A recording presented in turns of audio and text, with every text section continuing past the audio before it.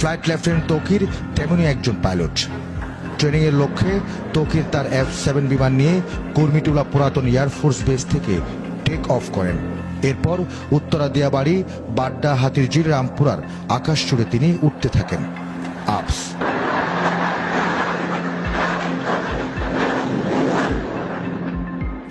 তবে কিছুক্ষণের মধ্যে তিনি বিমানে কিছু সমস্যা আঁচ করেন।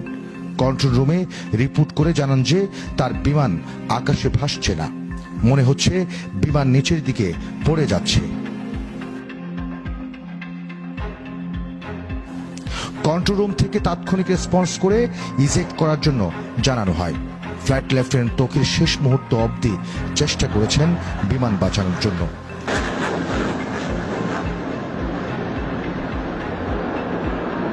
তিনি বিমানটির সর্বোচ্চ ম্যাক স্পিড তুলে বেসের দিকে ছুটতে থাকেন। এরই মধ্যে কন্ট্রোল রুমের সাথে পাইলটের যোগাযোগ বিচ্ছিন্ন হয়ে যায়। তার ঠিক 1 থেকে 1.5 মিনিটের মধ্যেই বিমানটি নিয়ন্ত্রণ হারিয়ে উত্তরা মাইলস্টোন স্কুলে বিধ্বস্ত হয়।